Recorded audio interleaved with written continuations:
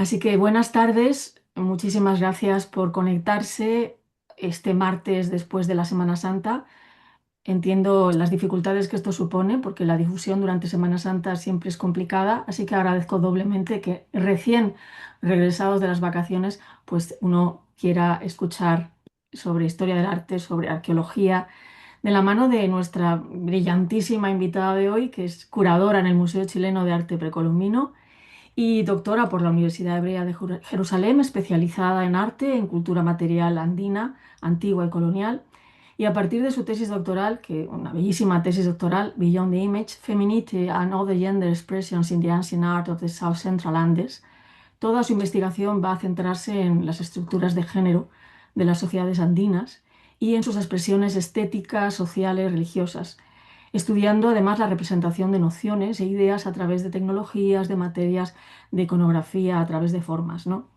Además de ese interés por la cuestión del género, se ha encargado también de indagar en la representación de plantas y paisajes en el arte chimú inca, en la visión indígena de la invasión española, en cómo el arte colonial hibrida la tradición andina con la impuesta europea, temas sobre los cuales ha publicado numerosas contribuciones, una de las cuales además recibió el prestigioso Bolonsky Prize a la creatividad y originalidad en las disciplinas humanistas.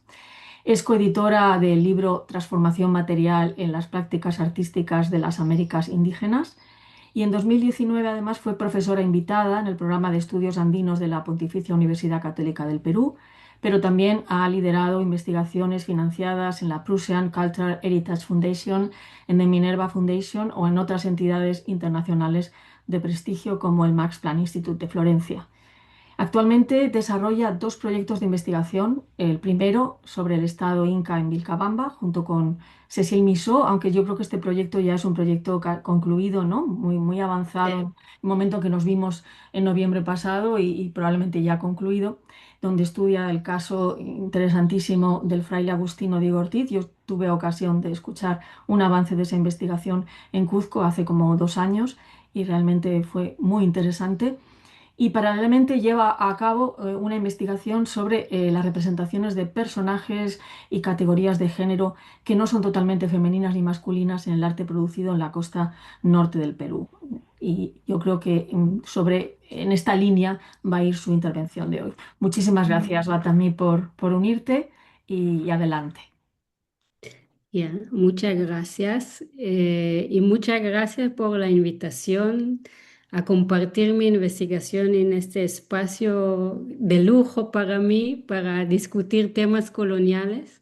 Eh, y como mencionaste, esta investigación nace de mi doctorado con mi profesor Jan Szyminski, que en gran medida lo que voy a presentar es resultado de su enseñanza y su apoyo con la lengua quechua y aymara, que como van a ver son parte fundamental de este estudio. Su apoyo era súper, súper importante. Y lo que estoy haciendo ahora es como convertir a la tesis en un libro y eso me da la posibilidad de reflexionar de nuevo mis interpretaciones, reformular preguntas. Además, habían varios estudios de colegas que fueron publicados desde que entregué la tesis que me permiten refinar mi interpretación. Entonces, tomo esta posibilidad para llevar esta investigación más adelante. Quiero disculparme de dos cosas antes de empezar. El primero es que probablemente mi pronunciación de quechua y aymara está lejos de cómo debe ser, pero hago lo que puedo. Y el otro es que estoy recuperándome de un resfrío un poco fuerte, entonces probablemente la tos me va a acompañar en la lectura, así que pido disculpas de antemano. Ahora, ¿ven la pantalla o tengo que compartir? Tienes que ¿Ven mi compartir. presentación? Ah, ya. Mm, Ya,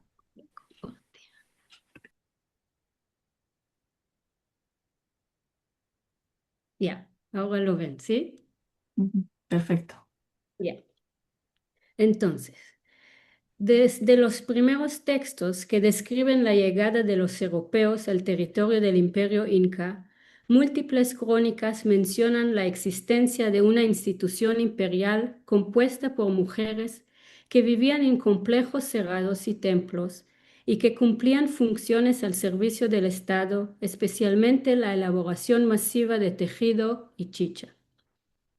Los cronistas, todos hombres, se mostraron fascinados por esta institución y la mayoría de estos textos señala que estas mujeres eran vírgenes.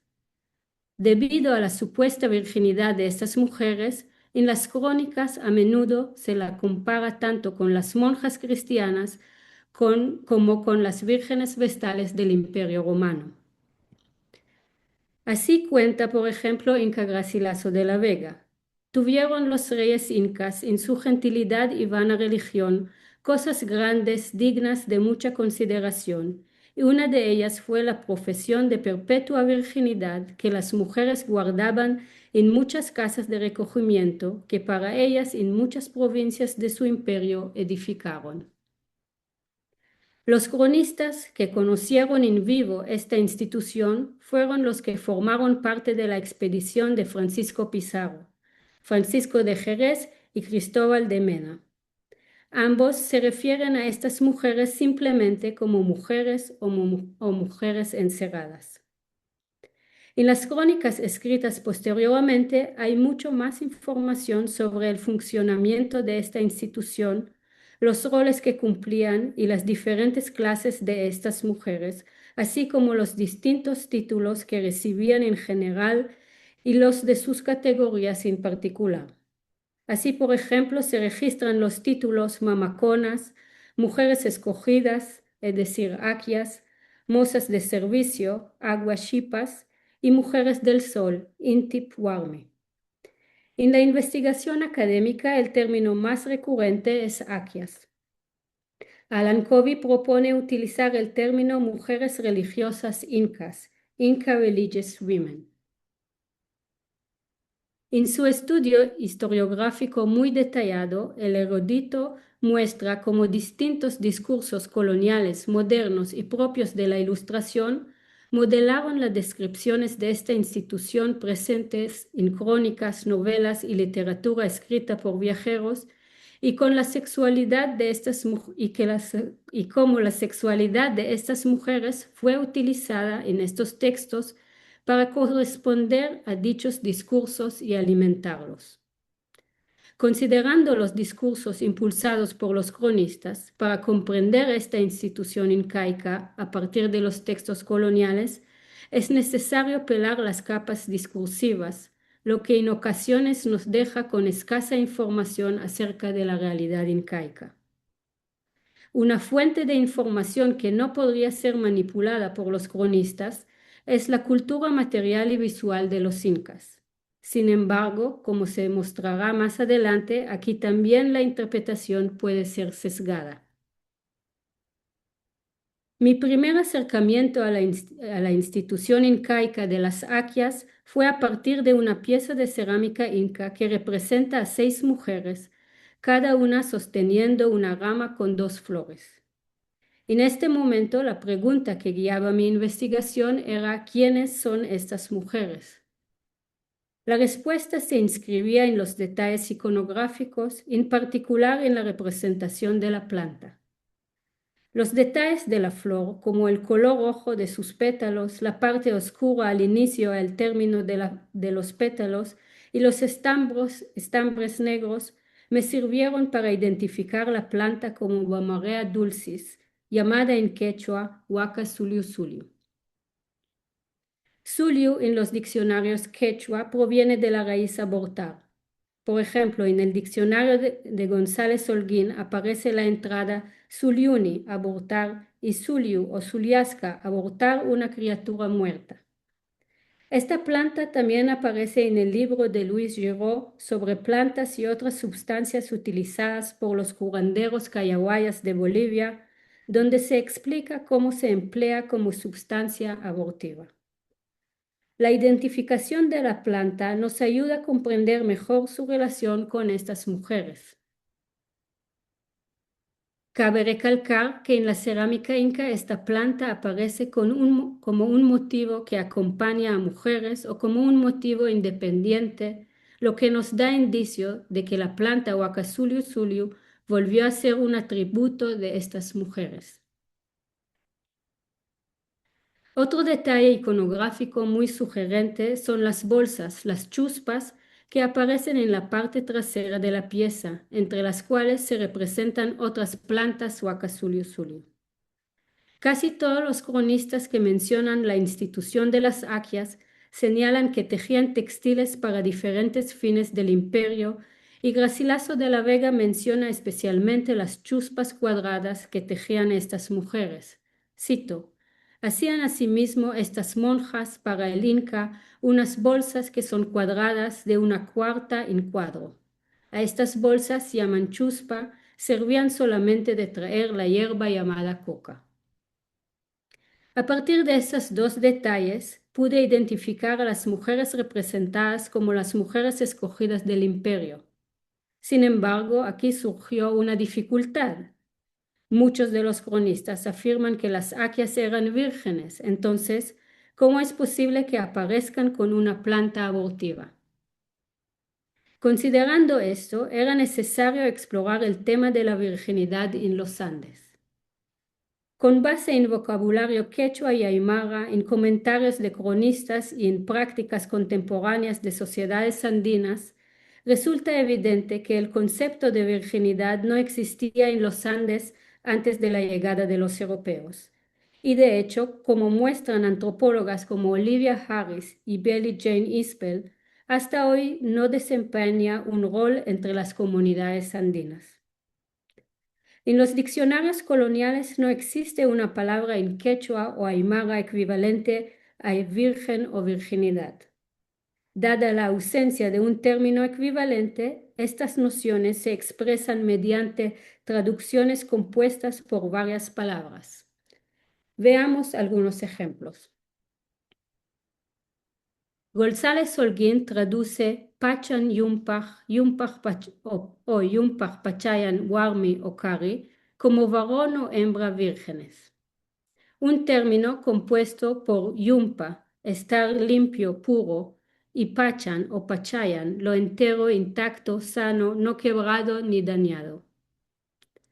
Por otra parte, en el léxico de Domingo de Santo Tomás aparece el término Purum Warmi, que es traducido como doncella virgen, o Purum Warmi o Taski como doncella virgen. La palabra Purum significa despoblado y bestia fría, entre otras traducciones, y la palabra Taski, muchachos de 6 a 13 años. En el vocabulario de la lengua aymara escrito por Ludvigo Bertonio aparecen traducciones de las entradas virgen y virginidad. La primera traducción hace referencia a virgen, varón y mujer. Chahyat Pacha, Tuturi, Kuki, Yumpaja, Chuimani. Un término compuesto por Chahyat Pacha, Tuturi, doncella, Kuki, inocente, casto y también inculpado. Yumpaja Chuimani es la traducción de honesto, casta o el o la que tiene corazón limpio. Asimismo, limpio, entre otras acepciones, incluye la palabra Yumpaja. El segundo término para referirse a una virgen es Hani Chachana Inkata Ku Kukuma, el cual está compuesta por Hani, no, Chachana, por hombre, varón, Inkata, palpada, Ku es doncella, al igual que Kuma.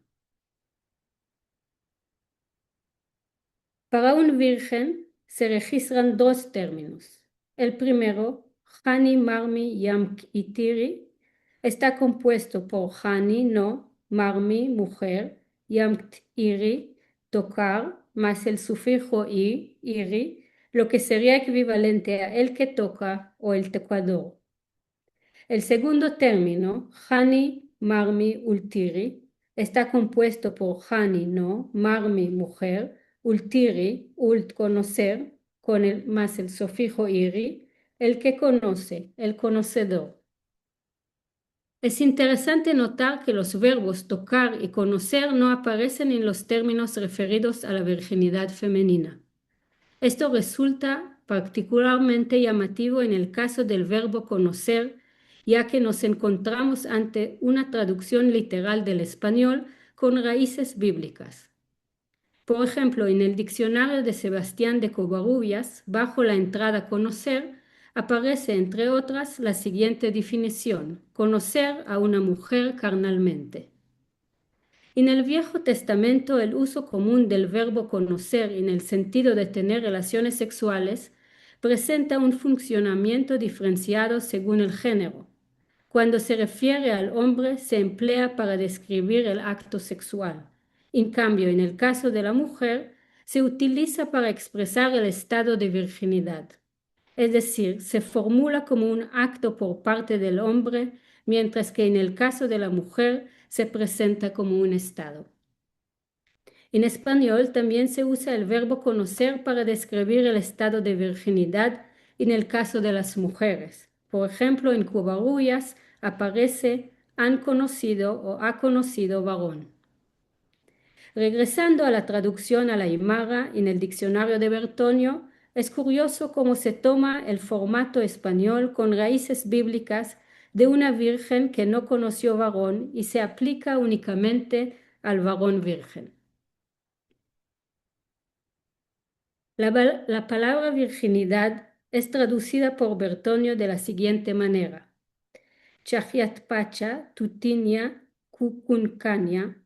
Este término está compuesto por Chajiatpacha desde la niñez, tutinia, castamente, ku, doncella, y cancania, ser. A diferencia de la entrada virgen, que incluye un término aplicable a individuos masculinos, la voz virginidad se emplea únicamente para referirse a la virginidad femenina. En la misma entrada, el jesuita incluye un comentario, cito, tomando los vocablos propios o comunes según fuera necesario. Este comentario resulta llamativo y no aparece en otras partes del diccionario, lo que evidencia que se trata de una composición creada específicamente para traducir el término virginidad. Mediante el uso de las mismas voces presentes en estas entradas se traduce también castidad virginal y estado de virgen. En esta última aparece en la traducción la palabra tutiri cancania, que significa ser doncella. Otra entrada interesante es Nuestra Señora la Virgen María, traducida como Taixa Virgen María. La palabra Taixa es probablemente la misma en quechua taxi, es decir, doncella. En resumen, estos diccionarios recurren a conjuntos de palabras para describir una noción que no existía como tal en quechua o aymara. En el proceso de traducción, ante la ausencia de un término equivalente, la noción se expresa mediante adjetivos y voces que desde la percepción europea se asocian con la virginidad como limpio, honesto, intacto, inocente, casto y doncella. Conviene señalar además que la palabra española doncella se define por la virginidad. Por ejemplo, en Covarrubias, entre otras acepciones, se define como la que no ha conocido varón. Así, toda traducción que incluye la palabra doncella implica ya el concepto de virginidad. Solo que probablemente para los hablantes quechua y aymara la palabra para referirse a doncella no tenía relación con el concepto de virginidad. La virginidad como un estado de limpieza aparece en otros contextos de la época.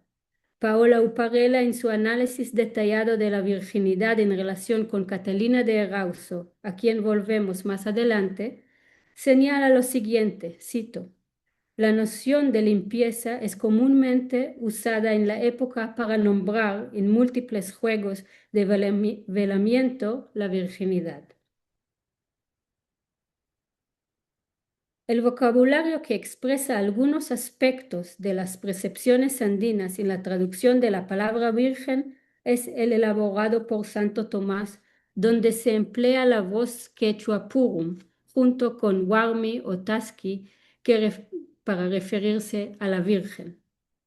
Juan Pérez Bocanegra, en su manual eclesiástico, utiliza el mismo término para referir a la Virgen María. Asimismo, el cronista indígena Felipe Huamán Poma de Ayala usa la palabra purum para referirse a una clase de las aquias, llamadas doncellas purum warmi aquiacuna, winian doncella, es decir, mujer virgen elegida siempre doncellas.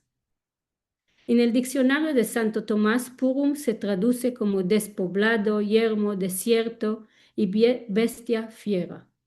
Asimismo, la expresión purum runa se traduce como bárbara, cosa peregrina. En este caso, la virginidad se asocia con la barbarie, lo salvaje y la tierra no poblada, asociaciones claramente distintas de las europeas mencionadas más arriba. La antropóloga Olivia Harris demostró que entre la comunidad Laimi de Bolivia, las personas no casadas son percibidas como más cercanas a lo salvaje. Asimismo, en diversas sociedades andinas, las relaciones sexuales entre jóvenes no casados se consideran salvajes, a diferencia de las relaciones de una pareja establecida que se conciben como domesticadas. Si estas percepciones existían entre las sociedades andinas en las épocas colonial y precolonial, la asociación entre la virginidad, especialmente la de las jóvenes, y el purum, entendido como salvajismo, resulta plenamente coherente. Más aún, el purum como tierra no poblada también se vincula con la virginidad desde una perspectiva andina, en la medida en que lo despoblado y el yermo implica igualmente tierra no cultivada. En las sociedades andinas del pasado y del presente, el trabajo de la tierra, el arado y la siembra se concibe como equivalente a las relaciones sexuales.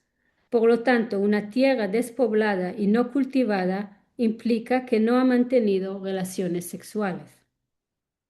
Aquí tenemos que considerar que en el español de la época, como en el diccionario de Covarrubias, se empleaba el término tierra virgen.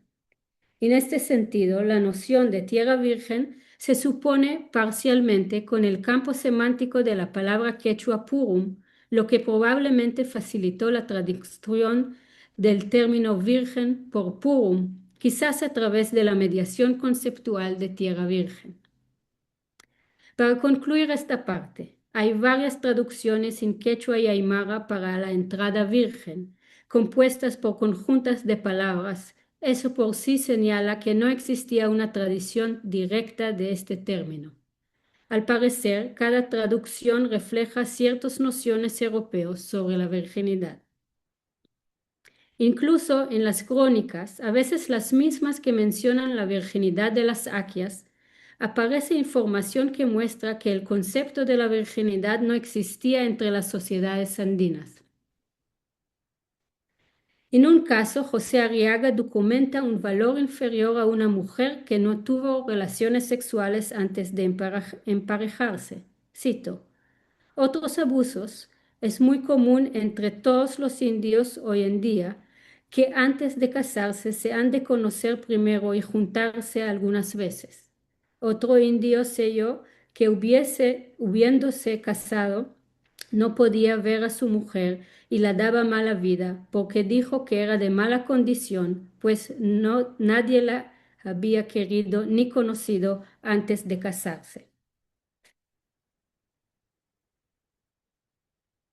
En otro caso, el jesuita Bernabé Cobo critica a la sociedad andina por no practicar la virginidad. Cito: nunca conocieron el respaldor y hermosura de la castidad para hacer estima de ella. Antes les era ofensiva la virginidad en sus mujeres, porque decían que las que estaban doncella no habían sido de nadie queridas.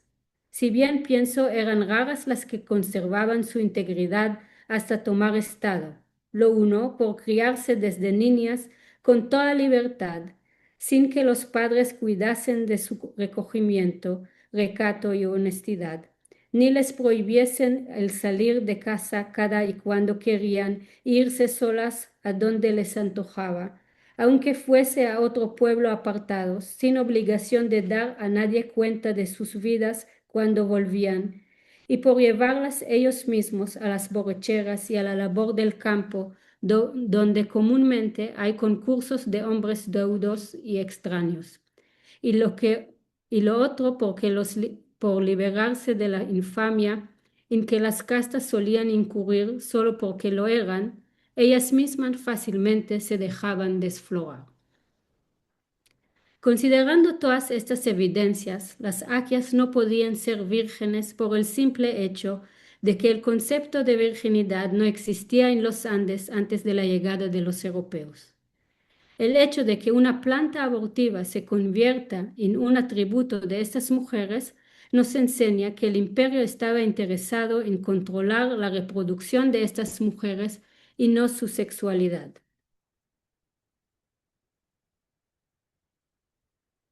Resolviendo este problema, me surgió otra pregunta que me ocupa ahora. ¿Por qué los cronistas insistían en que estas mujeres eran vírgenes? Pues es en este punto donde se revela el choque entre las percepciones relacionadas con las estructuras de género andinas y las europeas. Alan Covey propone un origen para la idea que las aquias eran vírgenes. Desde las primeras descripciones está claro que existían diferentes clases de aquias que cumplían distintas funciones. Las que trabajaban en los templos posiblemente practicaban la abstinencia de relaciones sexuales, al igual que los hombres, como parte de la preparación para rituales importantes.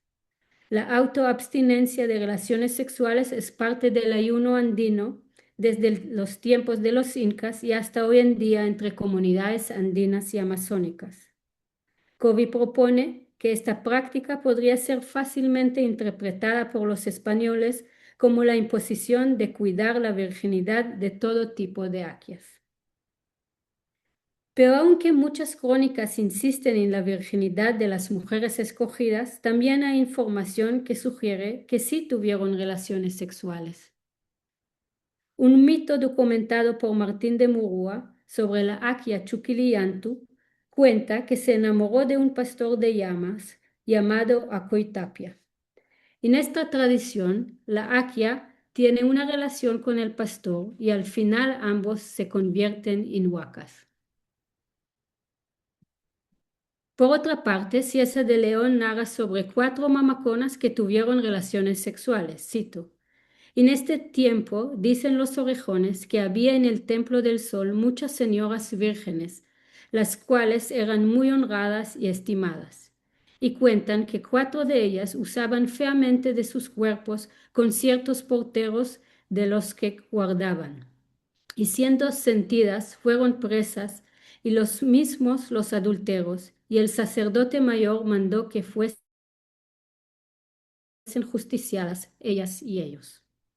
Más aún, en las crónicas tempranas aparece el tema de la virginidad de las mujeres que servían al imperio, pero a la vez se genera una narrativa confusa acerca de este componente. Por ejemplo, cuenta Pedro Pizarro, cito: aquí vivían muchas mujeres que decían ellas que eran mujeres del sol y fingían guardaban virginidad y ser castas y mentían porque también se envolvían con los criados y guardadores del sol, que eran muchos. En este bohío, donde digo estaba el sol, dormían cotidiano más de 200 mujeres, hijas de indios principales. Dormían en el suelo, y el bulto del sol tenía puesto en un escaño alto muy rico, de mucha plumería, de tornasol, y fingían ellas dormir ahí, y que el sol se ayuntaba con ellas. Este texto revela los primeros indicios de comparación, sin escribirlo explícitamente, entre las mujeres escogidas y las monjas por tratarse de mujeres vírgenes en el servicio de lo divino. Es posible que la idea de emparejarse con lo divino sea una imposición del cronista, considerando su punto de referencia, las monjas. La comparación en este caso se podría entender como una herramienta para interpretar una realidad muy ajena, una comparación que aparece unas líneas antes de hablar de estas mujeres, refuerza esta idea. Ahí Pedro Pizarro compara el sacerdote principal que cuidaba el bulto del sol con el cargo del obispo. En textos escritos más tarde, por personas que no vieron a estas mujeres y sus complejos in vivo, se hace más explícita la comparación entre estas mujeres y las monjas cristianas o las vírgenes vestales del Imperio Romano y se imponen prácticas de las órdenes de las monjas en la narrativa sobre las mujeres que estaban al servicio del Imperio Inca. Desde entonces, como explica Alan Covey, estas similitudes se convirtieron en algo más que una simple comparación, sino en un vehículo que forma parte de un discurso acerca de la civilización incaica. Por ejemplo, Bartolomé de las Casas utilizó el supuesto control de la virginidad de estas mujeres como evidencia de que las sociedades indígenas eran civilizadas. En tiempo en que en el mundo católico los monasterios se volvieron complejos cerrados y las monjas dejaron de participar en actividades públicas, los cronistas empiezan a comparar a las mujeres escogidas con las vírgenes vestales del Imperio Romano. Pedro Cieza de León, por ejemplo, cuenta, cito, habían templos del sol y casas de mamaconas, que quiere decir mujeres principales vírgenes, dedicadas al servicio del templo, las cuales casi al uso de la costumbre que tenían en Roma las vírgenes vestales. Pero de todos modos, la comparación con las monjas cristianas era más usada en las crónicas. Alan Covey propone que la comparación con las vírgenes vestales es paralela a procesos de canonización de mujeres como santas dentro de la Iglesia Católica, incluso en los Andes. Conectar las mujeres del imperio incaico al pasado remoto de los europeos en este contexto enfatizaba una era nueva en los Andes, una era de catolicismo. Aquí entran en juego dos discursos muy relacionados entre sí. Uno es de los órdenes mendicantes dedicados a la labor misionera en las Américas, según el cual ellos percibían a sí mismos como paralelos a los apóstoles de Jesús y su labor como la nueva iglesia primitiva y renacida. Esto se manifestaba en percepciones y prácticas teológicas que remitían constantemente a la primera iglesia primitiva. El paralelismo más claro se expresó en las primeras expediciones misioneras franciscanas y dominicas a México, Perú y otras partes del continente americano, las cuales incluían 12 frailes. El otro discurso colonial coloca al imperio incaico en el pasado europeo. Sabine McCormack analizó la retórica de varias crónicas coloniales y demuestra la persistencia de las comparaciones entre el imperio inca y el mundo clásico, principalmente el imperio romano. La historiadora señala que para los españoles el pasado romano sirvió como un modelo de interpretación de la realidad incaica y menciona múltiples similitudes entre ambos imperios, tal como fueron señalados por los cronistas. Considerando esta retórica colonial, podemos entender mejor la comparación entre las aquias y las vírgenes vestales. En este contexto es necesario considerar otro discurso utilizado por Felipe Huamampoma de Ayala, Inca Garcilaso de la Vega. Sarah Vicuña Gingrich propone que estos dos cronistas adoptaron discursos coloniales empleando las figuras de Eva y la Virgen María como antípodas para clasificar a las mujeres andinas como corruptas o virtuosas. Bajo la categoría de virtuosas, estos dos cronistas incluyen a las mujeres de la época precoloniales y a la élite andina colonial, mientras que las corruptas eran las mujeres no nobles. Vicuña Gingrich señala cómo ambos cronistas utilizaron la virginidad de las mujeres escogidas para demostrar que pertenecían a la categoría de las virtuosas. En este caso, la virginidad, entendida como un valor cristiano, servía el discurso de estos cronistas, quien, según esta historiadora, cito, proclaman una cristiandad anterior a la conquista para sus respectivos ancestros, en particular para sus ancestros femeninos. Este discurso que conecta a las mujeres nobles, las aquias, la virginidad y la cristiandad se encuentra representado en un cuadro pintado a mediados del siglo XIX que representa a Mama Ocllo, conocida como la primera Coya. La obra sigue la tradición colonial de retratos de los incas y las Coyas, mostrando a una mujer noble inca acompañada de la mascapaicha colonial, reforzando así su nobleza. Aquí. En su mano sostiene una cabeza decapitada y la cartela del cuadro explica esta representación. La gran Yusta Mama Ocllo dedicó su virginidad al sol, quiso vigilar sus votos. Indio noble descendiente de Manco de Cápac, y como fue degollado por propias manos y fue la primera cristiana. La cristiandad de esta mujer no está registrada únicamente en la cartela, sino que también se manifiesta en la cadena con la cruz que lleva, que se puede ver aquí. Este cuadro, entonces, constituye tanto la continuación como la culminación del discurso presente en las obras de Huamán Poma y Garcilaso de la Vega acerca de las mujeres nobles. Así que son diferentes discursos entrelazados con el tema de la virginidad de las aquias que a veces pueden ser hasta contradictorios, como señala Covey. Cito: algunos cronistas citaron a las aquias como evidencia de alto desarrollo moral de los incas, quienes valoraban la castidad y la santidad del matrimonio.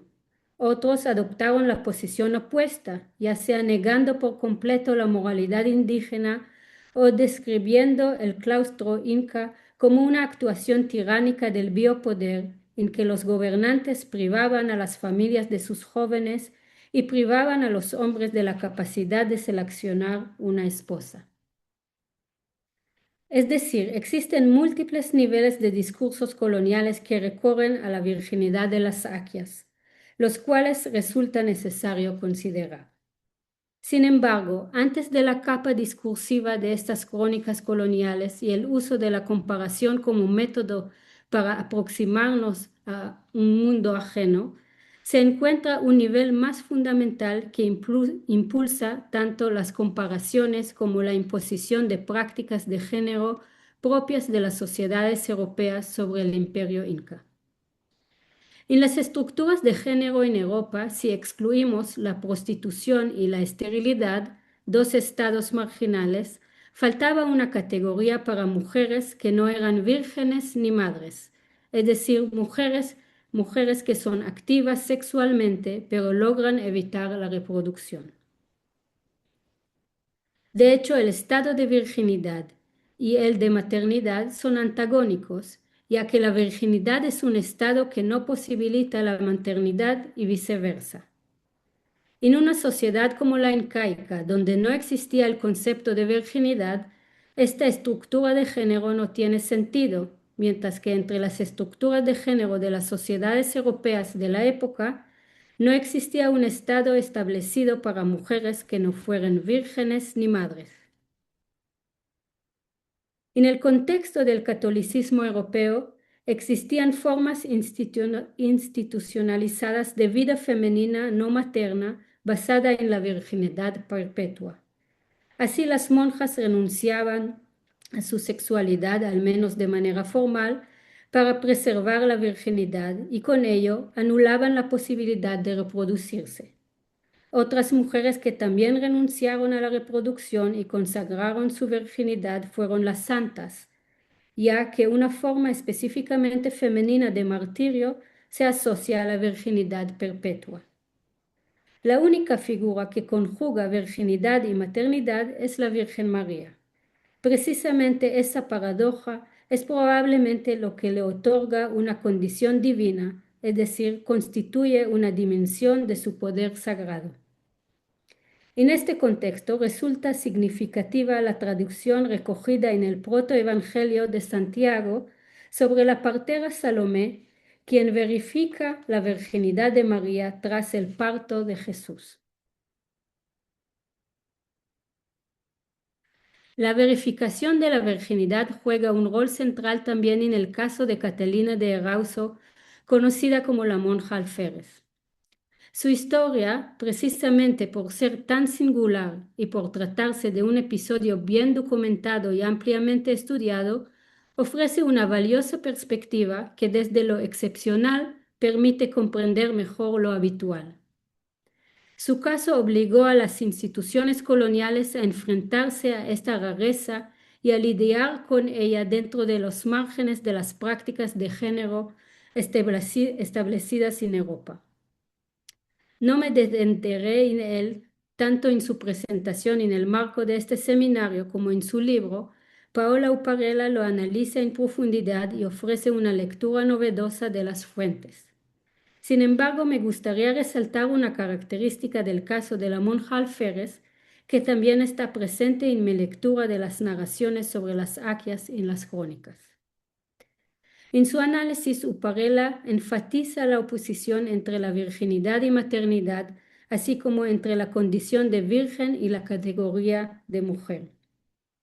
Ella señala, cito, conservar su virginidad de Catalina de Erauso implicaba la anulación de las funciones generativas de su natura.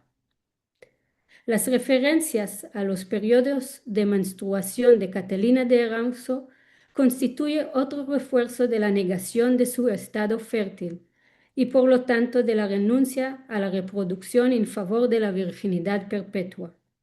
Es precisamente esta negación la que sitúa fuera de la categoría de mujer y en consecuencia le permite adoptar hábitos de varón. La virginidad en combinación con otro componente, en el caso de la monja alférez, la valentía militar, da lugar a una categoría que no es ni femenina ni masculina, pero que navega dentro de los márgenes impuestos por la lógica de la época que Uparella define como una virginidad queer. En cambio, el caso de las aquias es diferente. Los roles que cumplían eran marcadamente femeninos. De hecho, el imperio incaico, a través de esta institución, amplió los roles domésticos femeninos a escala imperial. Uno de los más destacados fue el tejido, tanto en la elaboración de prendas finas como en la producción masiva de textiles.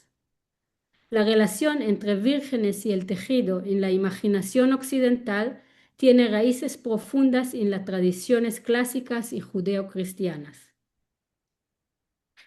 La misma Virgen María se relaciona con el tejido. Según el protoevangelio de Santiago, fue seleccionada para tejer la parójet, el velo que separa el espacio más sagrado del templo en Jerusalén.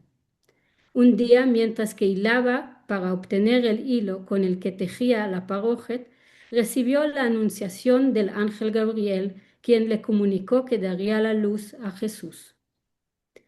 En el arte renacentista y barroco se la representa a veces bordando. En versiones andinas coloniales, este tema está representada hilando. Esta tradición se fundamenta en fuentes judías según las cuales la parójet era tejida por vírgenes. De forma análoga, se sabe que un grupo de vírgenes elegidas tejían y bordaba anualmente el vestido de la estatua de Atenea en el Partenón, divinidad asimismo considerada virgen. Así, la expresión de feminidad de las aquias no permitía la creación de una categoría distinta como en el caso de la monja alférez. Para los cronistas resultaba más cómodo interpretarlas simplemente como vírgenes y encajarlas en una categoría ya existente en su fondo cultural. Los textos coloniales entonces construyen una interpretación ficticia sobre la virginidad de las aquias, interpretación que se reproducía con cada texto. Covey muestra que a partir del siglo XVII, tras la publicación de la obra de Inca Garcilaso de la Vega, las crónicas dejaron de incluir comentarios contradictorios sobre la virginidad de las Aquias y siguiendo la escritura de este cronista, afirmaron que todas eran vírgenes, enfatizando la comparación con las monjas y las vírgenes vestales. El propio Inca Garcilaso, al referirse a las Aquias, utiliza expresiones como vírgenes dedicadas al sol, vírgenes escogidas, mujeres del sol y vírgenes, mujeres del sol. La misma obra tuvo una gran resonancia en el siglo XVIII cuando fue reimpresa, circuló ampliamente en Europa y se convirtió en una lectura popular entre los intelectuales. Deborah Paul demuestra cómo en la primera mitad del siglo XVIII los intelectuales franceses buscaron inspiración en otros imperios y se fascinaron con los incas, las princesas incas y el pasado incaico percibido como un ideal. Paralelamente consideraban a los españoles como bárbaros. Como resultado de este interés surgieron obras teatrales, novelas y una ópera que desarrollaron diferentes discursos de la Ilustración. En este contexto se encuentra la figura de la Virgen del Sol como un ideal deseado, cercano, pero a la vez distinto. Una de las primeras obras en las que aparece es la ópera Las Indias Galantes, presentada por primera vez en la Academia Real de París en agosto de 1735. Uno de sus episodios expresa simpatía hacia las vírgenes del sol, que continuaban adornando al sol incluso después de la destrucción de su templo. En el marco de la leyenda negra, las vírgenes del sol fueron asociadas con la pureza de la verdadera fe, mientras que los gobernantes españoles quedaron vinculados a una destrucción precebida como inexplicable. Posteriormente, 3 obras desarrollaron de manera particular la leyenda negra y cada una de ellas incluye una princesa incaica o una virgen del sol. Estas son Alcira de Voltaire, Cartas de una mujer peruana de Graffini y Los Incas o la destrucción del imperio del Perú de Jean-François Marmontel. Cartas de una mujer peruana fue una de las más leídas del siglo XVIII. Narra la historia de Zilia, una princesa peruana y virgen del sol, que es secuestrada de un templo quemado por los españoles y posteriormente rescatada por piratas franceses. A través de la figura de Zilia, la autora critica la posición de la mujer en la sociedad francesa de su tiempo. De este modo, la figura de la Virgen del Sol se presenta como alternativa para las mujeres de la época.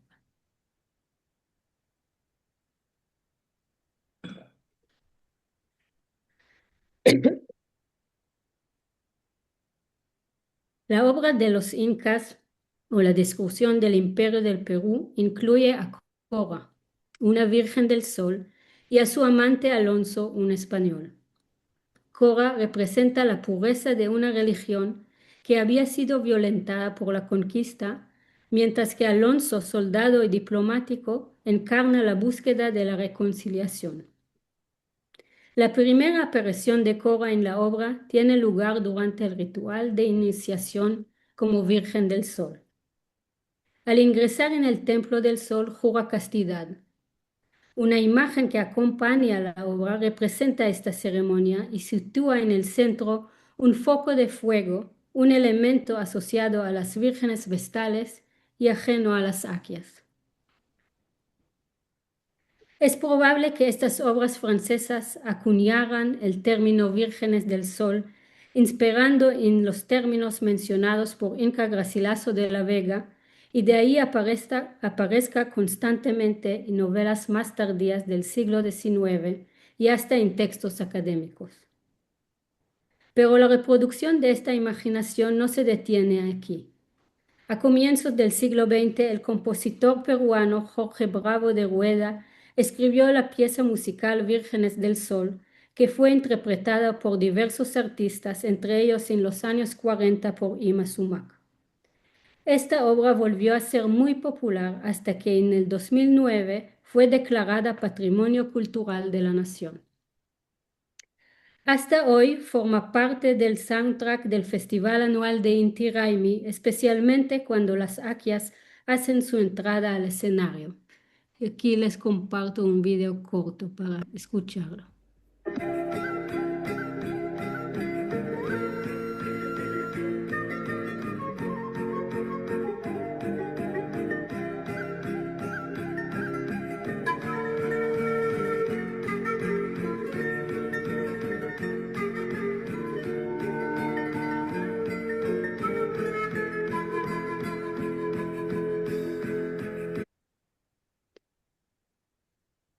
Ay.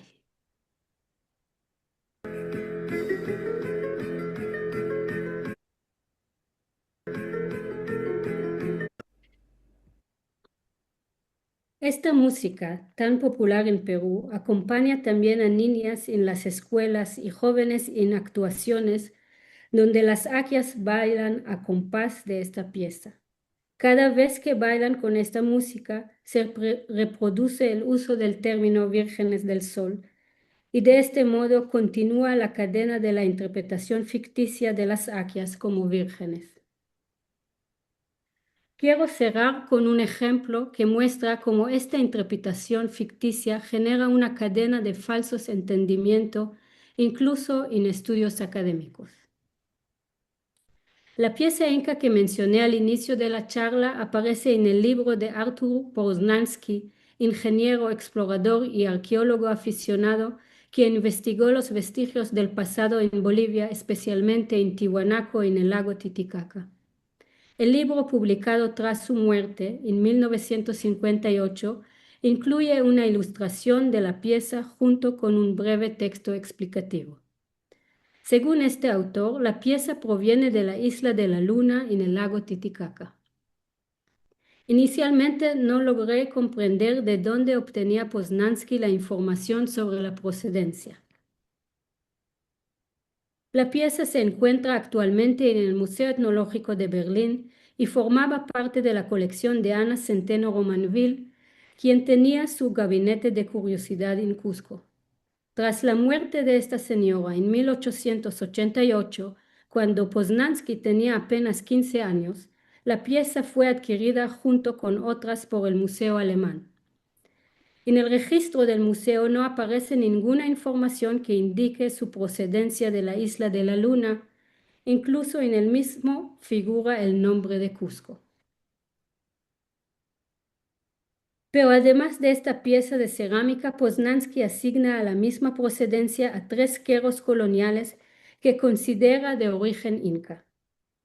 En el caso de uno de ellos afirma lo siguiente: este recipiente sin duda era para ofrecer chicha al inca cuando visitaba el Incayuyu, Palacio de las Vírgenes, cuyas ruinas aún existen en la isla, para practicar con los wairurus o vírgenes dedicadas al culto de la luna y para hacer sus grandes fiestas en aquellos santuarios de la pequeña pero pintoresca isla. En cuanto a los 2 queros, propone que la figura femenina representada quizás sea una sacerdotisa de la luna. Vale la pena mencionar que Poznański estudió los sitios arqueológicos de la zona del lago Titicaca, incluida la isla de la Luna, y propone una identificación del palacio de Inyacuyu, donde las mujeres escogidas realizaban el culto de la luna. Lo que estas piezas supuestamente de la misma procedencia tienen en común es que su iconografía representa mujeres. Por ello, sin ningún sustento, Poznański las asocia a la isla de la Luna únicamente por esta razón, intentando vincularlas con el complejo de las mujeres escogidas que, según se sabe, existía en esta isla. Pero su imposición no se detiene ahí. Al referirse a la pieza de cerámica y sus figuras femeninas, propone que esta vasija servía para contener la chicha elaborada por la Ñustas. Incluye una nota al pie de página que dice lo siguiente, cito: Ñustas era la designación para las vírgenes del sol o de la luna en las islas del Titicaca.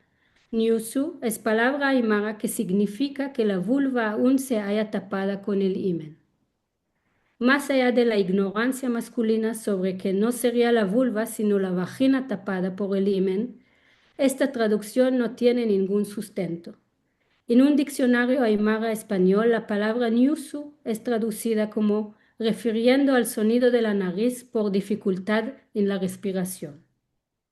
En el vocabulario aymara del parto y de la vida reproductiva de la mujer, escrito por Arnold, Yapita y Tito, la traducción de la palabra ñusu está igualmente relacionada con la nariz. En el mismo vocabulario no hay ninguna mención del himen ni de la virginidad, pues el himen no tiene ningún significado cultural para los aymaras. La palabra ñusta no tiene nada que ver con la palabra ñusu. En el diccionario aymara español de Bertonio es traducida como mujer noble del Cusco. En el diccionario quechua español de González Holguín como princesa o señora de sangre ilustre. Esta imposición de Poznański, que creo puede definirse como una invención derivada de la fijación masculina sobre una imagen falsa de las vírgenes del sol, constituye una advertencia sobre hasta qué punto puede distorsionarnos la interpretación colonial de esta institución incaica. Espero que al trazar esta genealogía de una virginidad inventada, se detenga la reproducción de esta idea falsa y el uso del término vírgenes del sol, y que se abran nuevos caminos para estudiar y interpretar a las mujeres escogidas, conocidas como las Aquias. Muchas gracias.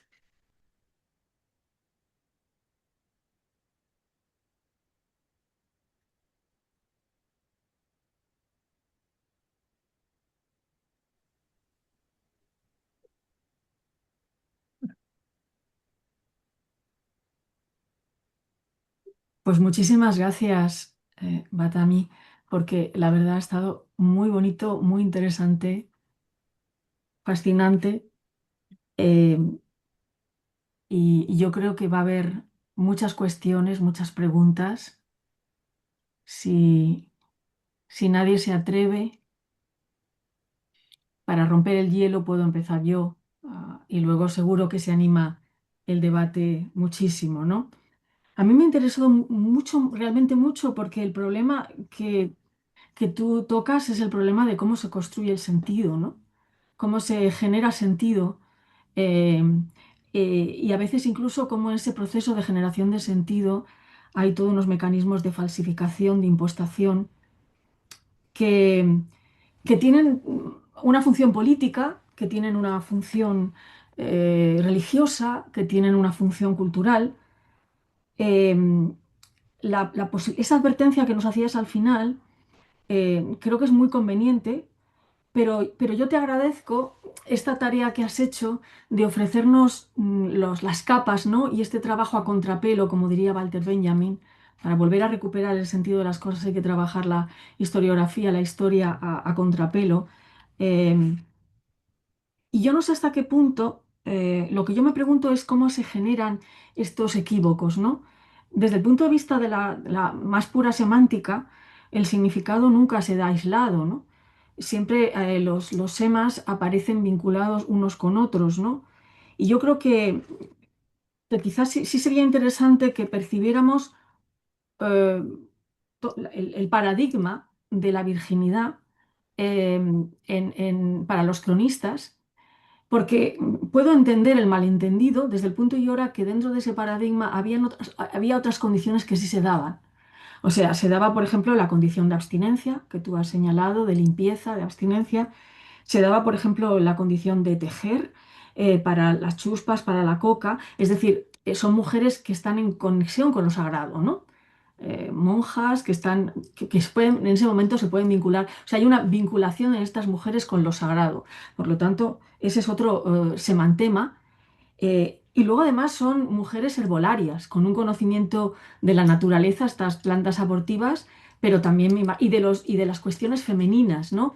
Que también era una propiedad de la vida conventual europea, sobre todo en la Edad Media, incluso de muchas grandes místicas como Hildegard von Bingen, ¿no? Que tiene todo un tratado sobre las hierbas, y es una gran conocedora. Es decir, que puedo entender que a partir de que se dieran estos rasgos, el español incorporara el siguiente, que era la virginidad, ¿no? Es decir, dentro del paradigma de la monja o de la vestal, estas vírgenes del sol, o aquias, mejor dicho, vamos a emplear el término aquias, estaban cumpliendo casi, yo he contado tres, sí, tres de las condiciones, por lo tanto era fácil imaginar una cuarta.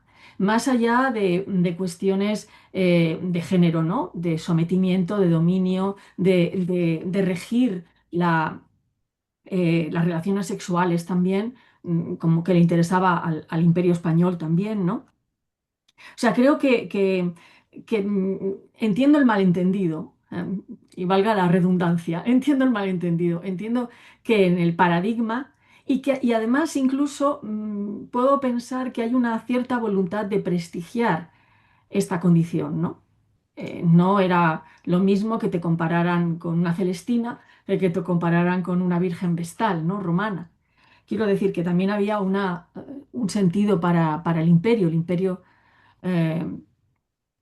eh, estaba prestigiando el orden incaico, ¿no?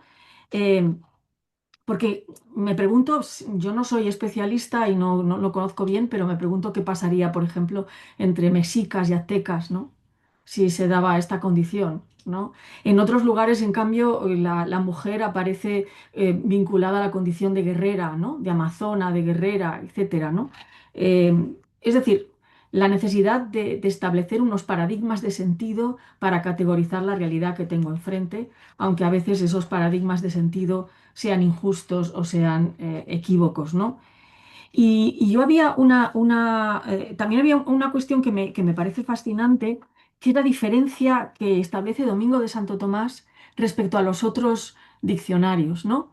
Es el único que percibe esa condición de yermo, de estéril, ¿no? Hay que tener en cuenta que es el primer diccionario, por otra parte, ¿no? Es decir, es el primer Sí. intento de categorizar, es decir, es el que está quizá más cerca de la voz original, ¿no? Y por eso quizá la entiende y resulta curioso, creo que habría que potenciar esa pérdida de Purum y que solo resiste en la visión de Guamán Poma, ¿no? Que Bertonio lo desecha, los demás lo desechan. Es interesante que Domingo de Santo Tomás, que tiene esa, además, si has transitado el diccionario Domingo de Santo Tomás, era un purista. O sea, es decir, lo que no entendía lo dejaba en blanco.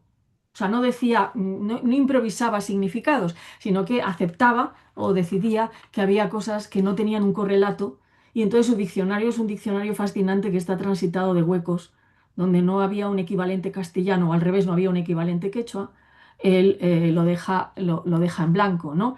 Entonces me parece muy curioso, muy interesante que sea Domingo de Santo Tomás el que incorpora esa idea de esterilidad, ¿no?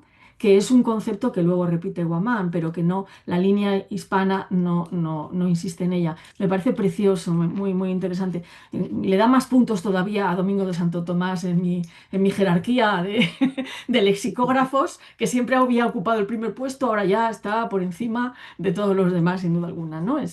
Me parece muy interesante. Y yo te quería preguntar por esa imagen de las escogidas, de la mujer, de la Mamaollo, por cierto, ¿no? ¿Tienes alguna información de quién era la cabeza? ¿Y por qué en la cabeza, al haber cortado la cabeza de un hombre, se vincula con la virginidad de alguna forma de Mama Ogyo, con esa condición virginal de Mama Ogyo? Porque ahí se nos daría otro juego de categorizaciones, cer- como el de Catalina de Erauso, muy peculiar, ¿no? Ujú. Guerrera, vengadora, podríamos pensar vengadora, una especie de Lucrecia, quizá, una especie de Lucrecia, no sé, una vengadora que degolla con sus propias manos a un hombre y virgen. Uf, es fascinante esa figura, ¿no? Esa imagen. Bueno, no sé Ya, si... me diste mucho material para pensar y como afinando la propuesta, que me parece muy pertinente todo lo que me dices, especialmente de Santo Tomás, que no reflexioné de eso, que es el primero y sí es muy significativo. En cuanto a este cuadro, es un cuadro súper curioso. eh, y yo creo que hace una mezcla muy rara de muchas cosas. Creo que está inspirado en un cuadro que está en Cusco, en el Museo Inca, que representa a Chanian Coricoca, que es una heroína inca que está representada con la cabeza cortada en la mano. Pero la cartela de este cuadro dice que es Chanian Coricoca, la abuela de los 12 incas. Entonces, hay una explicación que ahí juega dos figuras que entraron en la imagen de esta mujer en este cuadro y que de hecho hay aquí una referencia a Mama Huaco, que era la primera coya según unas tradiciones y se sabe de unas crónicas que ella participó junto con Manco Cápac en la guerra contra los habitantes de la región de Cusco y menciona un episodio que ella degolló un enemigo y sacó también uno de sus órganos, lo soplaba, que es una práctica andina de ritual de adivinación. Entonces, está Mama Ocllo, que es la primera colla relacionada con esta imagen de una figura femenina incaica con una cabeza decapitada en la mano.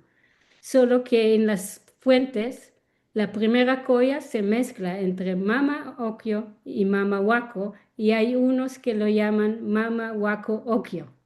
Se hace la combinación de las dos. Entonces, esta figura yo creo que hace como toma inspiración quizás de este cuadro y pone a Mama Ocllo, pero si es virgen no podría ser Coria, porque no podía dar inicio a una dinastía.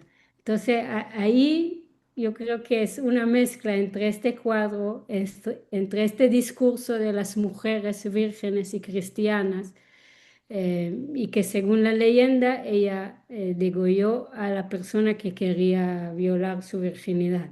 Entonces, ahí también hay capas y capas de momentos históricos y mitos y discursos, y así hay que como aislar cada componente para entender mejor el cuadro.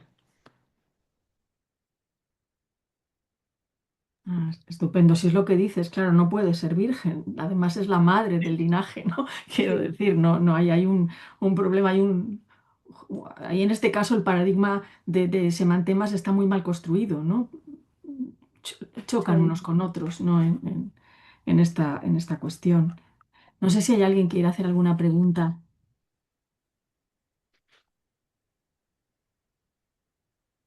No, no, no, no se anima el debate. No se anima el debate. Bueno, yo quería, para el método insistiendo un poco en el método que haces o cómo nos lo has descrito. Ah, mira, Yari ha levantado la mano, pues la dejo directamente hablar a ella y luego Muy si acaso. interesante la presentación. Y quizás tratando de dar, yo para decirte un poquito de por qué me interesa el tema, yo estoy observando cómo circula el debate sobre la virginidad en textos del siglo XVI, en textos médicos, ¿no? Y hay un debate precisamente de que no hay manera, ¿no? De las pruebas de virginidad no hay un consenso de que es una cosa posible, ¿no? Que es interesante porque aunque algunas maneras de comparar o de leer el tema de la virginidad como que no se meten necesariamente con ese aspecto científico. Pero me ha interesado lo que decías de la prueba social, ¿no? De esta idea de que las mujeres, no, ¿cuál es el ámbito de que no hayan sido, de si la virginidad o no o si no habían tenido relaciones sexuales, es algo que tiene que ver más bien de un consenso o de testimonios más que de una noción de prueba, ¿no? Lo que comentabas, por ejemplo, en el caso de los Andes, de que la mujer que no había tenido relaciones antes del matrimonio podía ser vista como, no es necesariamente que se observe un tejido o se observe una estructura, sino que hay un consenso social que hasta cierto punto también revela cierta ansiedad de la dificultad de determinar la virginidad, ¿no? Que esto, eh, por lo menos la gente que ha trabajado también con el caso de Catarina de Orauzo y Cepeda, ¿no? En comparación, quienes aprueban esa prueba y quienes no salen victoriosas teniendo en cuenta pues la realidad biológica, ¿no? De que hoy por hoy pues no hay, las Naciones Unidas no aceptan la prueba de la virginidad, no hay una cosa que se pueda observar, ¿no? Ni en la vagina ni en ninguna otra estructura para determinar eso. Entonces, quizás si puedes comentar un poquito más sobre la parte, no, quizás no la idea de un consenso que sigue opinando sobre el lugar de la mujer. No, porque la variedad en las traducciones que mencionaste me interesó precisamente lo que apuntaba a Esperanza, ¿no? Que hay eh, desde la fertilidad hasta el uso del plural, hasta el uso de comunidad, ¿no? O sea, que no es una condición única, sino que también hay una condición un poco social, ¿no? De las mujeres vírgenes, no como una cosa de excepción, sino como una cosa de un grupo selecto, ¿no? Entonces, no sé si podías comentar un poquito más sobre cómo ves esa equivalencia, pensando, por lo menos como lo veo yo, en la falta de estabilidad que tiene ese concepto de virginidad o la ansiedad que hay sobre él a fines del 16 y principios del 17. Me preguntas acerca de la sociedad inca y la sociedad andina. Exacto, de cómo ves, por ejemplo, no si veo que hay una ansiedad, ¿no? Ante la ausencia de una prueba a ciencia cierta, médica, científica, o por lo menos que veo yo en esos textos, de cómo establecerlo, ¿no? Por ejemplo, el texto de la medicina de Fragoso dice que es que no, y Ambrose Paré también, que es que no hay una estructura que puedan observar que lo determine.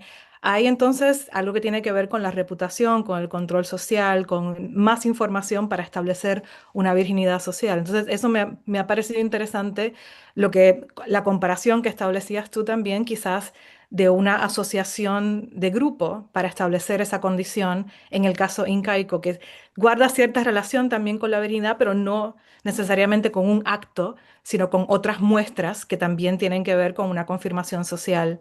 eh, Y bueno, yo simplemente creo que no tenían la noción de Ujú. virginidad. Y sospecho, ¿no? No es un tema que, por ejemplo, los antropólogos vienen para comunicar y hacer un diálogo así. Tengo como comentarios así en vez en cuando en unos textos que hacen referencia a la falta de importancia, que no forma parte del tejido social, no forma parte de la estructura de género y las prácticas. Pero decías que sí era importante en la confirmación de lo otro, ¿no? De que sí hubiera relaciones antes o que has Sí, encontrado sí, evidencia. sí, sí, A sí, eso sí, sí. no es tanto Sí, de la virginidad, sí, sino de la idea de una sí, sí, confirmación bien, social del valor de la mujer. sí. Y yo creo que ahí, y es algo que estoy inventando ahora, Ajá. eh, la sangre tiene una importancia en los Andes, es fundamental como parte del flujo de la vida. Ujú, Hay muchos rituales que están relacionados con sangre, la sangre de los sacrificios, que he conocido de diferentes tipos de sacrificio hasta el sacrificio humano, y hay evidencias desde fases muy tempranas. Y en mi estudio podía ver que hay como dos tipos de sangres paralelos que son importantes para la circulación de la vida en las sociedades andinas, que una es la sangre del sacrificio y de la guerra y tiene que ver con la masculinidad, y la otra es la sangre que tiene que ver con la menstruación y con el parto. Y esta sangre no es contaminada como en otras sociedades, sino al revés, ujú, tiene como un valor positivo. Entonces, en este sentido, podría pensar de que la sangre, si sale después de la primeras relaciones sexuales, quizás tenía un valor positivo, porque dentro del marco de esta sociedad, que la sangre es tan importante y es importante para crear esta circulación, su aparición tendría un valor positivo y no negativo. Y eso se puede ver también con el valor que tiene la menstruación, por ejemplo. Hasta hoy en día se considera como un momento de una gran fertilidad. Es un momento que la mujer está muy fértil, pero curiosamente es momento de evitar relaciones sexuales. Ujú. Y también durante el Imperio Inca habían momentos donde mujeres que menstruaban no podían participar porque eso en alguna forma chocaba la sangre, el otro tipo de sangre que mencioné, que por ejemplo participar en sacrificios, que ahí circulaba el otro tipo de sangre. Entonces, en ese sentido, yo creo que como la construcción social, en este sentido, que tiene que ver con algo que nosotros lo llamamos virginidad, sea lo que sea eso, que tiene que ver a veces con la sangre, en los Andes podría ser como algo positivo. Ok, gracias.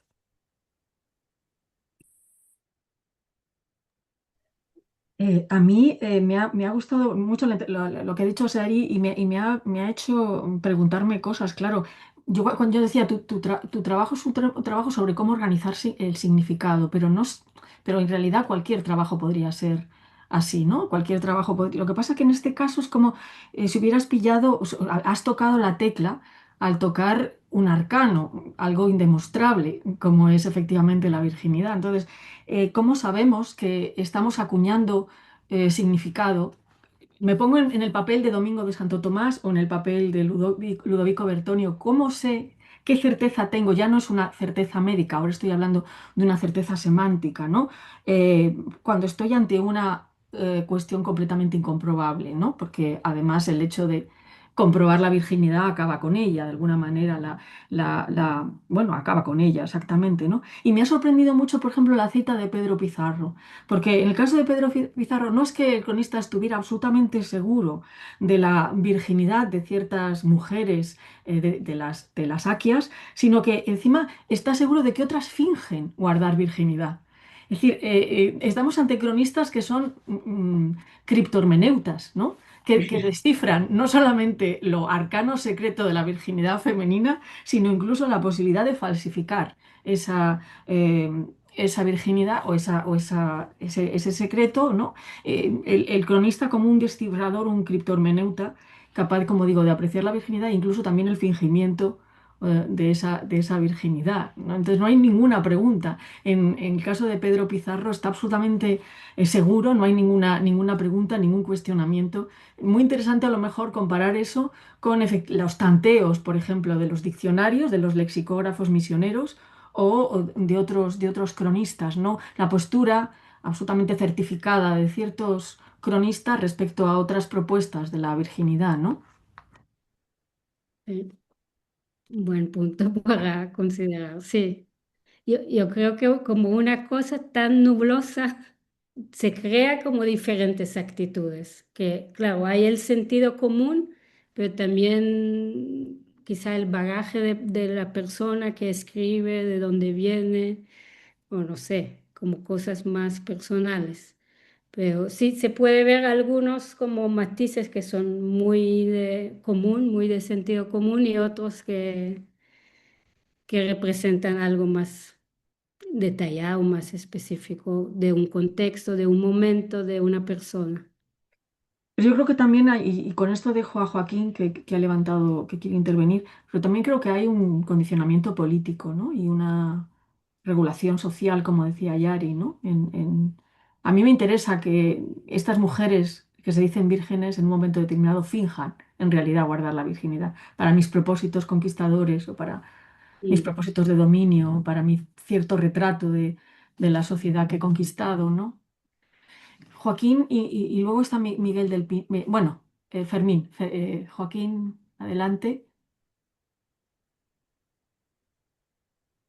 Estás muteado, Joaquín. Tienes que. Perdón, gracias Esperanza.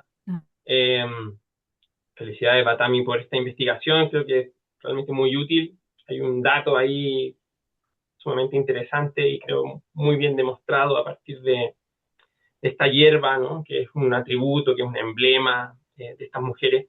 Y claro, surge la pregunta, obviamente, ¿por qué se construye? ¿Por qué los cronistas construyen esta imagen? Y bueno, ¿qué connotaciones tiene eso, no? Y yo seguiría la línea sigo la línea planteada por Esperanza, ¿no? La idea de dar prestigio a un imperio, dar prestigio a una entidad política, como fueron los incas, y que desde muy temprano hubo cronistas que efectivamente se esforzaron en mostrar esta sociedad que está colapsando, digamos, ¿no? O que ha colapsado en la conquista como una sociedad ejemplar, modélica, ¿no? Y ahí está, por supuesto, Ciesa de León, va a estar Bartolomé de las Casas, y bueno, evidentemente el Inca Garcilaso, que ya escriben sobre algo que está terminando, que ya terminó, ¿no? Eh, y en ese sentido, claro, la construcción de esta idea del pasado incaico, que muchas veces sirve para contrastar el virreinato, que es un espacio conflictivo, que es un espacio de guerra, que es un espacio desordenado, ¿no? Con esta sociedad ideal incaica, donde no hay idolatría, no hay sacrificio humano, no hay canibalismo. Bueno, la virginidad de las vírgenes del sol, digamos que es completamente necesaria y entendible justamente del mundo creado, ¿no? Del mundo creado desde un presente colonial problemático, ¿no? Entonces, bueno, ahí seguramente podríamos ir al concepto de asimilación, ¿no? Concepto de asimilación de Eliot. En el fondo vamos a asimilar a las vírgenes del sol, digamos, a estas vírgenes las vamos a asimilar a las monjas, ¿no? Varios dicen que son suertes de monasterio, pero también me parece que sería muy difícil hacer un apunte histórico estricto desde la perspectiva de los cronistas, ¿sí? Es decir, para un cronista, seguramente, para un cronista que quiere proyectar esta imagen idealizada, sería muy difícil poner un elemento que obviase un valor que existía en el siglo XVI, en el siglo XVII, un valor, ¿no? que es casi omnipresente en la literatura, que está, digamos, ligado muchísimo a las doncellas, a las hijas de los señores, al matrimonio, ¿no? Entonces, bueno, me da la impresión que hubiera sido muy difícil plantearlo de otra manera, ¿no? Tratar de explicarlo de acuerdo a las propias concepciones, digamos, incaicas. Seguramente esa verdad, digamos, no tendría lugar. Y creo que, bueno, que hicieron el camino más evidente, más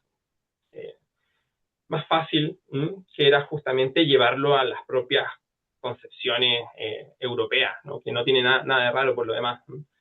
Pero bueno, te agradezco muchísimo los datos que nos has aportado y la visión que planteaste respecto de este punto, que no deja de ser un punto realmente fascinante, sobre la imagen de la mujer que están procesando los cronistas en este momento. Gracias. Bueno, un dato quizá que creo que no mencioné en la ponencia. Son todos hombres que escriben sobre mujeres. No hay una mujer que escribe sobre estas mujeres y la comunicación tampoco no era directa con las mujeres.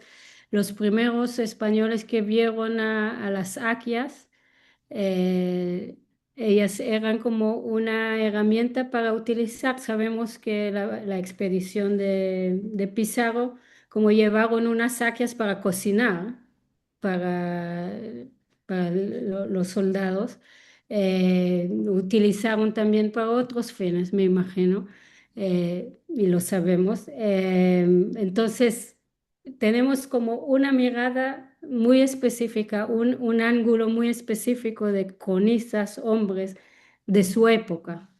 Y de lo que tú dices del prestigio político y cómo trataban los cronistas a los incas, es cierto, a veces tienen esta actitud, pero el mismo cronista a veces y en otro, no sé, unos renglones más abajo, critica a la misma sociedad inca. Es decir, se puede, no sé, hablar como con palabras súper bonitas sobre los caminos y las puentes incaicas y unos pasajes más tarde, como hablar de los incas que hacían sacrificio humano y hacían tal cosa y tal cosa. Es decir, es como una perspectiva muy ambivalente, ¿no? ¿No? Las cosas no es así tan de prestigio o tan de desprestigio, es como se puede ver como matices. Y dentro de eso, obviamente, entra la complejidad de las mujeres escogidas y, bueno, de todo lo que hablamos y los discursos involucrados. Pues gracias. Fermín, estás callado, tienes que darte...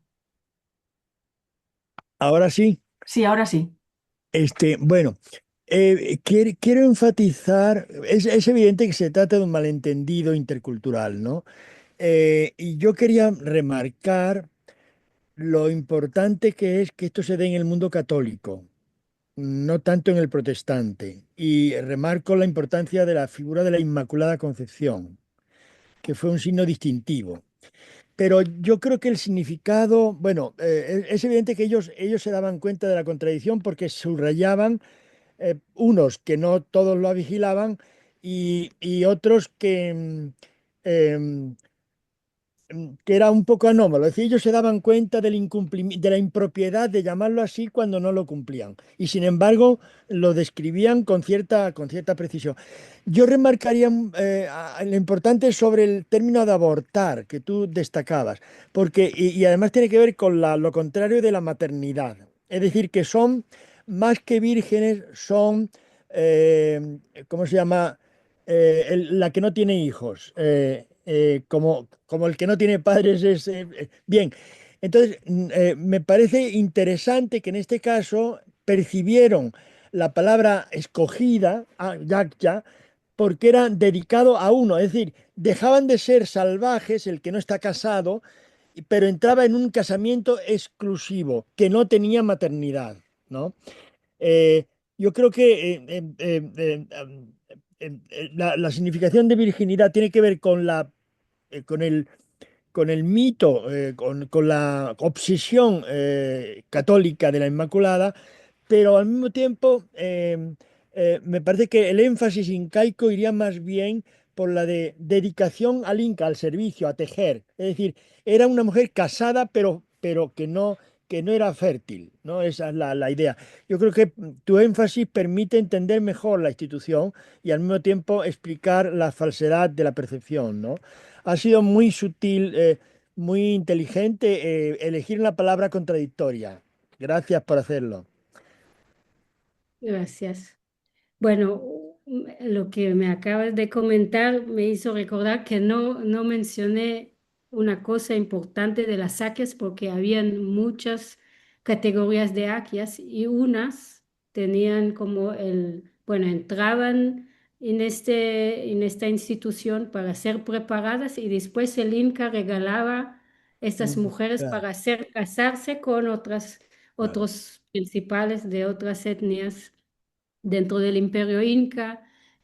Bueno, algunos cronistas también dicen que eran mancebas del mismo Inca, pero es importante enfatizar que habían diferentes tipos de aquias y no podemos hablar de un tipo y también aparecen diferentes términos para referirse a estas clases. Hay varios cronistas que mencionan, también Huaman Poma, por ejemplo, que cada clase tenía su título y tenía los oficios que cumplían y la edad que entraban y Huaman Poma a veces menciona que son vírgenes, a veces no, Mm. no para todas las clases, pero sí, es importante considerar este punto que son casadas en alguna forma con la divinidad, pero también había como un casamiento verdadero, a veces depende de la clase de Mm. la saque. A, a veces las crónicas incaicas insisten en que el matrimonio de la nobleza no podía iniciarse sino como regalo del Inca. Es decir, la propiedad, igual que la propiedad de la tierra no era independiente de una concesión, tampoco el matrimonio. Es decir, no había, en el concepto incaico, al parecer, no había una legitimidad de elegir voluntariamente esposa, sino de recibirla del Inca. Ese fenómeno también les llamó mucho la atención a los cronistas. Intentaban entender por qué algunas vestales eran luego concedidas, ¿no? Como premio. Yo creo que es muy relevante para describir la sociedad incaica el manejo de los matrimonios por el Inca, además del de la propiedad. Eh, es algo relevante.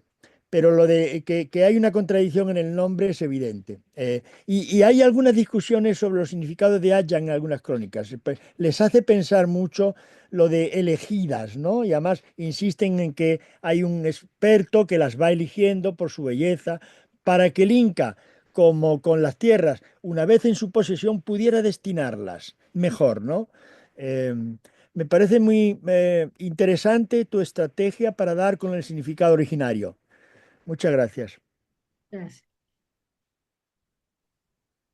Bueno, a mí me gustaría insistir en que a lo mejor también estamos mezclando virginidades, ¿no? Estamos mezclando la virginidad como una condición prestigiosa de la mujer de la calle, ¿no? En la sociedad del siglo XVI-XVII, de estas vírgenes a la manera de la Inmaculada Concepción, a la manera de María, que tienen una conexión directa con lo sagrado, ¿no? Porque el matrimonio en exclusividad, o sea, no es que fuera un matrimonio en exclusividad, es que para la consagración a la divinidad tenías que estar disponible, ampliamente disponible, no podías tener, que es también el principio de la castidad de los sacerdotes católicos, ¿no? Se supone que no, que estás consagrado a Dios, no puedes estar pendiente de una mujer, ¿no? Y quiero, o sea, insistir en que está asociado a ese, y por ahí a lo mejor va lo que tú dices, la importancia, el prestigio dentro del catolicismo, no tanto de la Inmaculada Concepción, sino de la Virgen María, porque la Inmaculada Concepción es otro misterio tan complicado como el de la propia virginidad mariana, ¿no? Pero eh, me parece importante, ¿no?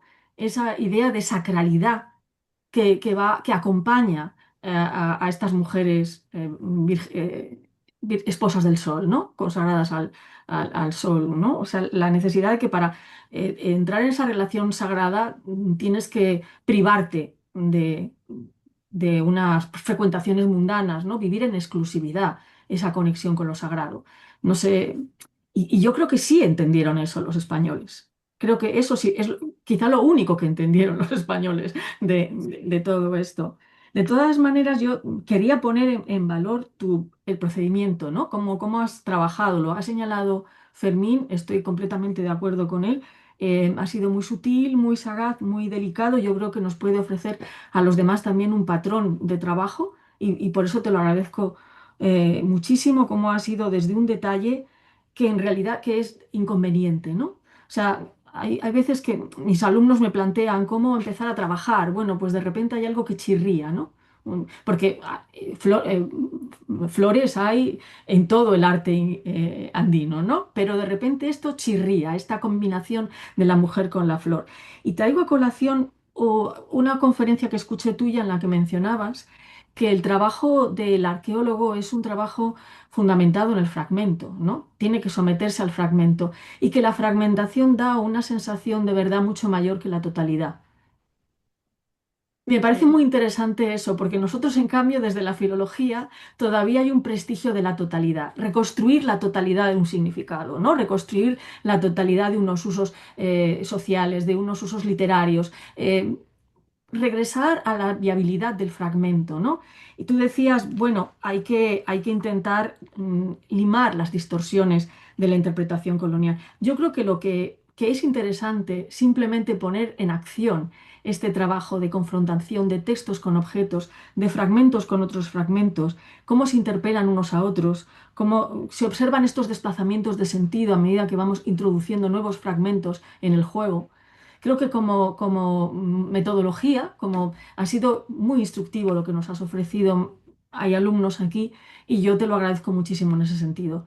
y quedarnos con esta idea de que quizá no podemos reconstruir totalmente el significado, porque en el fondo esa totalidad es una ilusión óptica o una utopía y que incluso puede generar en nosotros nuevos malentendidos, ¿no?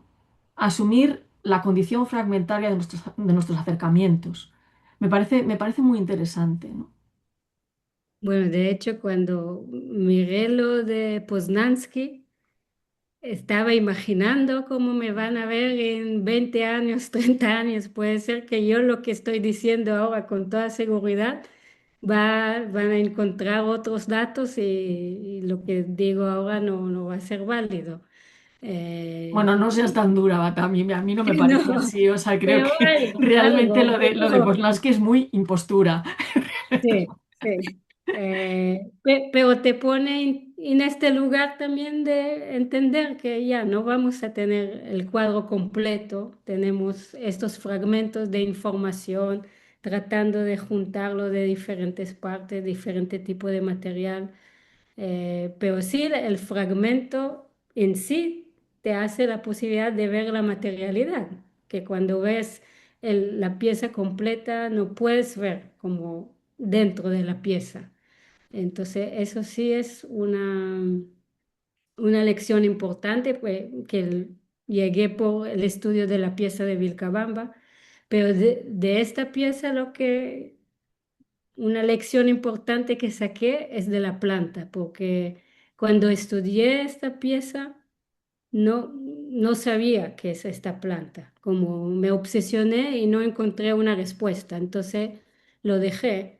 Y varios como estudiosos antes simplemente dicen que es la cantuta, que es la Ujú, flor nacional de Perú, la flor de los incas.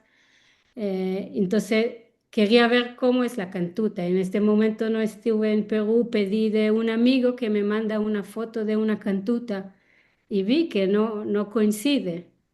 Eh, la lección era dejarlo un ratito de la obsesión y de ujú, ahí leyendo sobre otra cosa llegué a un artículo que hablaba sobre las plantas que aparecen en los queros coloniales, no en la cerámica inca. Y ujú, ahí mencionan como unos de las plantas y entre ellas esta planta. Pero es un botánico cusqueño que no menciona para qué se usa, solo hace identificación de las plantas y ahí pone el nombre en quechua y eso me ayudó a llegar y a entender que es una planta abortiva. Entonces, es una lección importante para mí de insistir en los detalles, pero a veces dejarlos un ratito para que la respuesta llegue de otro lado. ujú. Y en cualquier caso, pensar que nuestros acercamientos son siempre relativos, ¿no? Y perfeccionables. Esta tarea de humildad, ¿no? A la que tenemos que asumir todos, ¿no? De que la reconstrucción de un sentido, no solamente con la interpretación colonial, sino con cualquier interpretación, ¿no? Es pues un desideratum a veces más que realmente una certeza, ¿no? Pero como modelo de aventura del significado me parece fascinante tu camino, ¿no? Tu peregrinaje y creo que en ese sentido hemos aprendido muchísimo. No, parece que no hay más preguntas. eh, y bueno, pues muchísimas gracias, Batamí. Te escucharíamos muchas veces más, o sea que ya sabes que tienes abierto este foro para lo que quieras proponernos, para todas las investigaciones que quieras proponernos, este foro lo tienes abierto y agradecerte muchísimo el buen rato que hemos pasado y esta tarea casi detectivesca que nos has hecho afrontar. Muchas gracias, muy interesante. Muchas gracias por los comentarios que sin duda me van a servir mucho ahora Ujú. para escribir eso en mi libro. Mil gracias.